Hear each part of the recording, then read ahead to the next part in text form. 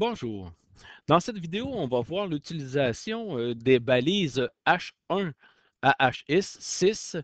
On va voir les balises P et on va voir la balise HREF qui est la référence qui nous pousse vers une deuxième page. D'abord, si on regarde notre travail, ici, notre code, on a l'entête introduction, nous avons le div chapitre 1. Alors, on voit ici que l'introduction et chapitre 1 va se retrouver en gras pour le chapitre 1 et il est en, il est en majuscule, mais il n'est pas en caractère gras. Alors, pourquoi est-il en caractère gras ici? Tout simplement parce que nous avons utilisé la balise H1 qui considère que c'est un chapitre. Donc, il y a ici, donc, dans cette balise, une grosseur qui est associée à le titre H1 et chapitre. Donc, si on voulait que notre introduction soit aussi un chapitre, on aurait juste à venir placer notre balise H1 et on va placer la balise d'ouverture et la balise de fermeture, on va venir la placer après le mot introduction. Et alors, à ce moment-là, en sauvegardant, donc on va voir que le H1 va mettre ici notre introduction donc en caractère gras. Et évidemment, il est en majuscule puisqu'on l'avait écrit en majuscule. Donc, on a ici H1 qui est aussi au même titre que chapitre 1 en grosseur chapitre. Donc, c'est un titre qui est identifié.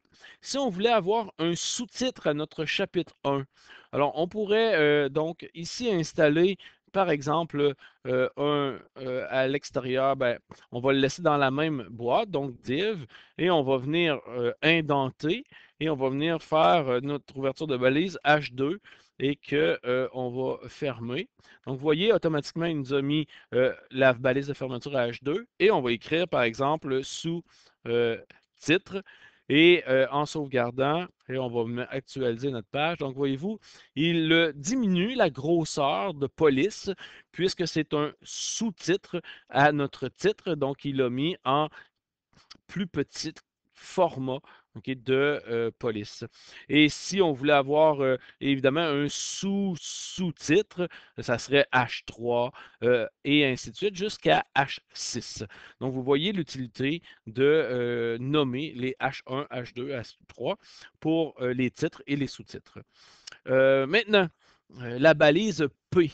Alors, si on voulait écrire donc un paragraphe à notre chapitre, alors on va venir placer la balise ici et après le H1 et notre chapitre, on va ouvrir une balise P.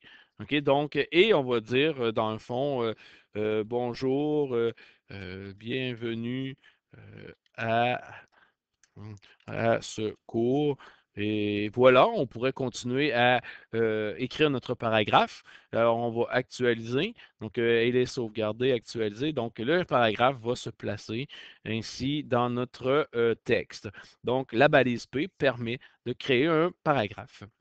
Et notre référence, alors on va venir dans notre section de bas, dans l'information générale, on va se placer après footers, que nous allons tout simplement ouvrir pour venir mettre dans le fond une encre, donc A, et on va mettre un href pour donner une référence à notre page 2, dans le fond, .html qui va nous permettre d'avoir un lien vers la page 2 et on va écrire, par exemple, page 2 ici.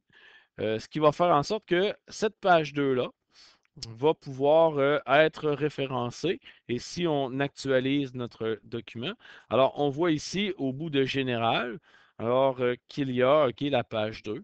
On pourrait cliquer maintenant sur la page 2 et il va nous envoyer à la deuxième page. C'est la façon d'insérer une référence vers un autre document. Ici, on a utilisé tout simplement page.html pour nous envoyer à une deuxième page.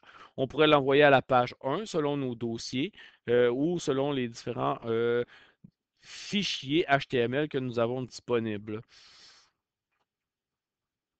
On pourrait également donner comme référence à href une page web. Alors, par exemple, si on voulait avoir ici une page web qui nous donne différents personnages de création de jeux, alors on aurait juste à cliquer sur la référence, CTRL-C pour copier, et on pourrait venir ici mettre, par exemple, à la place, entre les guillemets, la référence. Alors, il l'a placé parce que c'est une longue référence, là. Donc, voyez-vous, il a placé au complet. Et maintenant, la référence qui va être nommée ici, ça ne sera pas la page 2, mais ça va être la page web qui va être donc nommée là, selon la compagnie. Donc, page web.